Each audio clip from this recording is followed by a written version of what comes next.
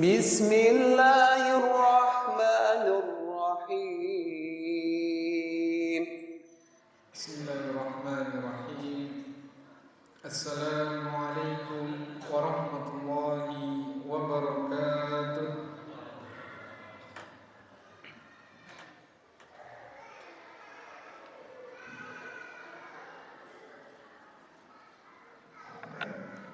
Innal hamdalillah nahmaduhu wa nasta'inuhu wa nastaghfiruh wa na'udzu billahi min shururi anfusina wa min sayyiati a'malina. Man yahdihillahu fala mudilla lahu wa man yudlilhu fala hadiya lahu. Asyhadu an la ilaha illallah wahdahu la syarika lahu wa asyhadu anna Muhammadan abduhu wa rasuluhu alladzi la nabiyya wa la rasula ba'dahu. Allahumma salli ala sayyidina Muhammadin wa ala alihi wa sahbihi wa man tabi'ahum bi ihsanin ila yaumiddin. Amma ba'd. Ayyuhal muslimun, qala Allah azza wa jalla fi kitabil karim, a'udzu billahi minasy syaithanir rajim. Ya ayyuhalladzina amanu taqullaha haqqa tuqatih wa la tamutunna illa wa antum muslimun. Ya ayyuhalladzina amanu taqullaha wa qulu qawlan sadida yuslih lakum a'malakum wa yaghfir lakum dhunubakum wa may yuti'illaha wa rasulahu faqad faza fawzan 'azima. Kaum muslimin sidang Jumat rahimani Allah wa iyyakum. Marilah kita panjatkan puji syukur kita kehadirat Allah Subhanahu wa taala atas limpahan nikmat serta karunia-Nya kepada kita, sehingga di hari yang mulia ini, di bulan yang mulia ini, Allah Subhanahu wa taala masih memberikan kita kenikmatan berupa nikmat sehat dan tak lupa nikmat iman, sehingga kita bisa melaksanakan satu kewajiban sebagai wujud realisasi iman kita kepada Allah Subhanahu wa taala, yaitu salat Jumat. Mudah-mudahan setiap langkah kaki yang kita langkahkan menuju tempat mulia ini menjadi saksi, menjadi bukti amal soleh kita yang akan memberatkan timbangan amal kebaikan kita pada yaumul qiyamah. Amin. Allahumma amin. Salawat serta salam semoga selalu terlimpah kepada uswatun hasanah kita, suri tauladan kita, Nabiullah Muhammad sallallahu alaihi wasallam beserta para keluarganya, sahabatnya, dan mudah-mudahan kita mendapatkan syafaatnya pada yaumul qiyamah. Amin. Allahumma amin. Melalui mimbar yang mulia ini, khatib berwasiat untuk diri khatib pribadi dan kepada para jemaah sekalian untuk meningkatkan keimanan dan ketakwaan kita kepada Allah Subhanahu wa taala. Takwa dengan yang sebenar-benarnya, takwa dengan makna menjalankan apa-apa yang diperintahkan oleh Allah Subhanahu wa taala dan berusaha menjauhi apa-apa yang menjadi larangannya. Mari kita tingkatkan dari segi kuantitas, yaitu dengan kita tingkatkan amal soleh kita, baik itu yang wajib ataupun juga yang sunnah. Dan juga kita tingkatkan dari sisi kualitas kita, yaitu semakin tunduk hati kita, semakin ridho hati kita terhadap apa-apa yang menjadi pemberian Allah Subhanahu wa taala, terhadap apa-apa yang menjadi ketetapan syariat Allah Subhanahu wa taala, dan kita menjalankannya dengan penuh ketundukan kepada Allah Subhanahu wa taala. Kaum muslimin sidang Jumat rahimani Allah wa iyyakum. Saat musim berbuat kebaikan berlalu, pasti akan datang musim kebaikan yang lain. Jika satu bulan kemuliaan telah berlalu, maka akan datang bulan kemuliaan yang lainnya. Saat hilang sebuah kesempatan untuk berbuat kebaikan, maka Allah gantikan dengan kesempatan lainnya. Sesungguhnya perlu kita ketahui bahwasanya saat ini kita telah berada di bulan Muharram yang penuh kemuliaan dan keutamaan. Sebuah kesempatan emas yang datang setelah berlalu bulan Dzulhijjah yang juga penuh dengan kemuliaan dan keutamaan. Bulan Muharram ini merupakan bulan yang mulia, bukan bulan sial serta bulan kesedihan sebagaimana menjadi anggapan sebagian masyarakat. Bulan besar atau bulan agung dalam sebutan kita, yaitu bulan Dzulhijjah dalam kalender Hijriah, kita saksikan dengan mata kepala kita sendiri atau kita dapati di masyarakat kita. Begitu banyak yang mengadakan hajatan, terutama hajatan manten, sampai kita pun bisa mendapati 2 atau 3 undangan dalam seharinya. Akan tetapi ketika tiba bulan Muharram atau bulan Suro, ada pantangan untuk melakukan berbagai hajatan. Karena sebagian masyarakat menganggap atau meyakini bulan Muharram atau bulan Suro adalah sebagai bulan sial, bulan penuh malapetaka, bulan penuh petaka dan akan membawa bencana. Tentu hal ini merupakan keyakinan yang tidak berdasar. Sebagai seorang muslim, sebagai realisasi syahadat asyhadu anna Muhammadar Rasulullah, kesaksian kita terhadap Rasulullah sallallahu alaihi wasallam sebagai utusan Allah, maka kita harus ittiba, kita harus mengikuti Rasulullah sallallahu alaihi wasallam. Bagaimana beliau menganggap bulan Muharram ini? Nabi sallallahu alaihi wasallam menjelaskan bahwa bulan Muharram termasuk bulan yang mulia dan menisbatkan bulan mulia ini kepada Allah Subhanahu wa taala. Dalam sebuah hadis disebutkan dari sahabat mulia Abu Dzar Al-Ghifari radhiyallahu anhu pernah bertanya kepada Nabi sallallahu alaihi wasallam, "Sa'altu Nabiy sallallahu alaihi wasallam." Aku bertanya kepada Nabi sallallahu alaihi wasallam, "Ayyul laili khair?" Malam apakah yang paling baik atau lebih baik? "Wa ayyu ashhuril afdal?" Dan bulan-bulan apakah yang utama? Maka beliau sallallahu alaihi wasallam menjawab, "Khairul laili jawfuhu." Sebaik-baik malam adalah pertengahannya. "Wa afdalul ashhur syahrullah." Dan sebaik-baik bulan adalah syahrullah, yaitu bulannya Allah, yaitu syahrullahil ladzi tad'unahul muharram, yaitu bulan yang kita sebut dengan bulan Muharram. Begitu mulianya bulan ini sehingga Allah Subhanahu wa taala tekankan haramnya berbuat kezaliman atau berbuat kemaksiatan di bulan ini, serta Allah Subhanahu wa taala lipat gandakan dosa kemaksiatan yang dilakukan pada bulan Muharram ini. Di antaranya Allah Subhanahu wa taala berfirman, "A'udzu billahi minasyaitonir rajim. Inna 'iddatash shuhuri 'indallahi 12 syahran fi kitabillah yauma khalaqas samawati wal ardh minha arba'atun hurum.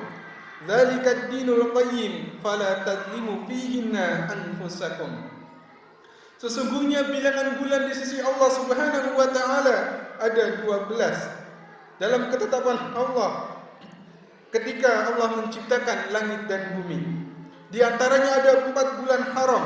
Itulah ketetapan agama yang lurus. Maka janganlah kamu berbuat zalim kepada dirimu sendiri pada bulan yang 4 itu. Quran surat At-Taubah ayat 36. Sahabat mulia Ibnu Abbas radhiyallahu anhu menjelaskan bahwa larangan berbuat zalim atau berperilaku tidak adil atau berbuat jahat, baik menzalimi diri sendiri atau berbuat zalim kepada orang lain, itu berlaku umum pada semua bulan dari Muharram sampai dengan Dzulhijjah. Hanya saja pada 4 bulan khusus ini, yaitu Dzulqa'dah, kemudian Dzulhijjah yang telah kita lalui, dan sekarang kita berada di dalamnya, yaitu Muharram, dan 1 bulan lagi yaitu pada bulan Rajab. Allah Subhanahu wa taala memberikan pengkhususan dan menjadikan sebagai bulan-bulan haram, yaitu bulan-bulan yang dimuliakan, dan mengagungkan pengharamannya dengan menjadikan dosa pada 4 bulan haram ini lebih besar balasannya dibandingkan bulan-bulan lainnya. Begitupun berlaku sebaliknya. Amal soleh yang kita kerjakan pada bulan ini, amalan-amalan ketaatan, solat 5 waktu, berbuat baik kepada orang lain, maka akan dilipatkan pahalanya pula pada bulan ini. Sebagaimana pahala ibadah dan amal soleh padanya lebih besar pada bulan-bulan lainnya. Kaum muslimin sidang Jumat rahimani Allah wa iyyakum. Di antara satu keutamaan bulan Muharram yang mulia ini adalah anjuran untuk memperbanyak puasa di dalamnya. Bahkan sebagian ulama membolehkan berpuasa sunnah 1 bulan penuh. Hal ini berdasarkan sabda Nabi Muhammad sallallahu alaihi wasallam, "Afdhalus siyam ba'da Ramadan syahrullahil muharram." Puasa yang paling utama setelah Ramadan adalah puasa di bulan Allah. Bahkan Allah menisbatkan bulan ini dengan syahrullah, bulannya Allah, yaitu bulan Muharram. Sedangkan wa afdhalus salati ba'dal fariḍah salatul lail. Sedangkan salat yang paling utama setelah salat fardu adalah salat malam. Kaum muslimin sidang Jumat rahimani Allah wa iyyakum. Tentu masing-masing kita memiliki kemampuan. Sebagaimana Imam Malik rahimahullah pernah menyebutkan bahwasanya Allah membagi amal kita itu sebagaimana Allah membagi rezeki kita. Mungkin di antara kita ada yang mampu berpuasa dan senang melakukan ibadah tersebut, terutama puasa sunnah. Mungkin di antara kita ada yang memang tidak mampu untuk berpuasa tapi rajin sholat 5 waktu di masjid. Ada juga yang memang tidak mampu, dia lebih cenderung senang untuk bersedekah atau membantu orang lain. Maka masing-masing memiliki rezeki untuk melaksanakan amal solehnya. Kaum muslimin rahimani Allah wa iyyakum.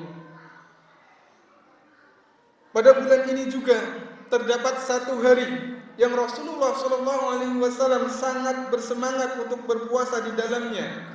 Kemudian memerintahkan para sahabatnya untuk turut berpuasa. Bahkan para sahabat mengajak serta mengerjakan anak-anak yang belum balik untuk berpuasa di dalamnya. Ketahuilah para jamaah sekalian, hari tersebut adalah hari Asyura, hari ke-10 di bulan Muharram. Dan insyaallah akan jatuh pada hari Selasa pekan depan. Syariat juga memberikan balasan yang besar bagi siapa saja yang berpuasa di hari Asyura ini. Nabi SAW bersabda, "Wasiyamu yaumi Asyura ahtasibu 'ala Allahi ay yukaffira sanata allati qabla." Dan puasa pada hari Asyura, puasa pada tanggal 10 Muharram, aku berharap kepada Allah Subhanahu wa taala akan menghapus dosa sebelumnya. Barakallahu li wa lakum fil Qur'anil azim wa nafa'ani bima fihi minal ayati wa dzikril hakim. Aqulu qawli hadza wa astaghfirullah li wa lakum wa lisairil muslimina min kulli dzamb fastaghfiruhu innahu huwal ghafurur rahim.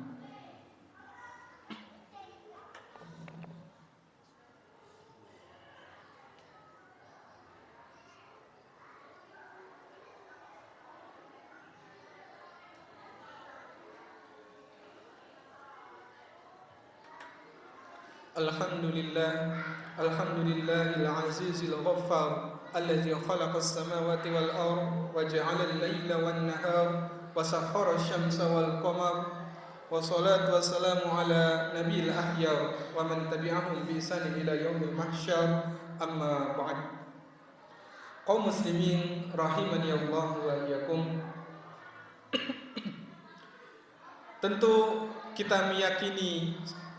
Tentu seharusnya kita meyakini sebagaimana Rasulullah SAW meyakini sebagai teladan kita. Karena Rasulullah SAW menganggap atau menjadikan bulan Muharram ini adalah bulan yang dimuliakan, bukan bulan sial atau bulan penuh malapetaka. Maka hendaknya kita tingkatkan amal salih kita di bulan ini. Di antaranya dengan berpuasa sunnah. Kalaupun kita tidak bisa berpuasa sunnah Senin Kamis ataupun puasa Daud, maka hendaknya kita minimal puasa 1 hari, yaitu pada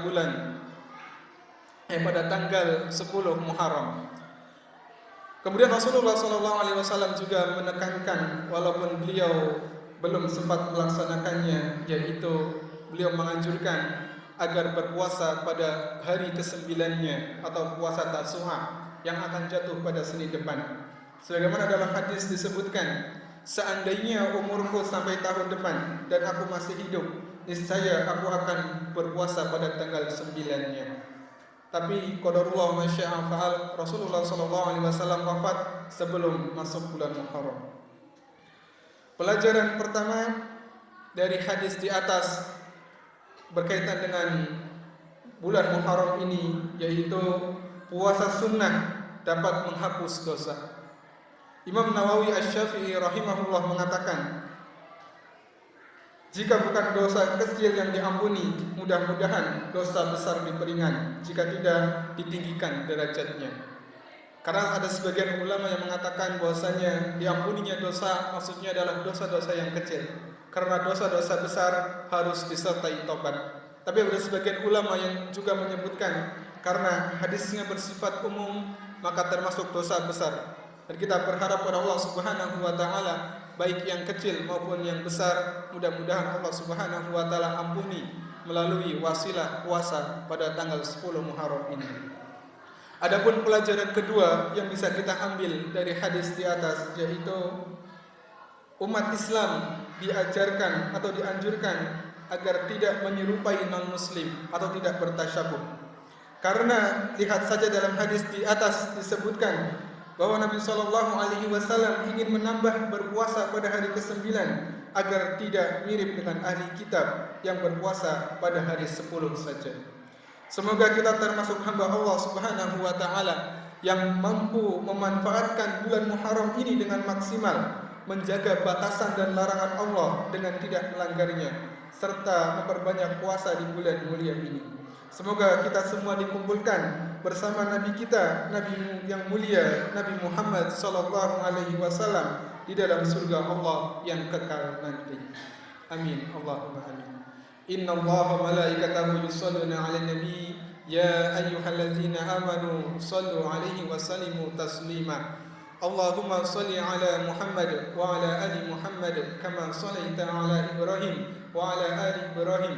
وبارك على محمد وعلى آل محمد كما باركت على إبراهيم وعلى آل إبراهيم إنك حميد مجيد اللهم اغفر للمسلمين والمسلمات والمؤمنين والمؤمنات الأحياء منهم والأموات إنك سميع قريب مجيب الدعوات اللهم إنا نسألك الهدى والتقى والعفاف والغنى اللهم أعنا على ذكرك وشكرك وحسن عبادتك اللهم مصرف القلوب صرف قلوبنا على طاعتك يا مقلب القلوب ثبت قلوبنا على دينك اللهم أصلح لنا ديننا الذي هو عصمة أمرنا وأصلح لنا دنيانا التي فيها معاشنا وأصلح لنا آخرتنا التي فيها معادنا واجعل الحياة زيادة لنا في كل خير واجعل الموت راحة من كل شر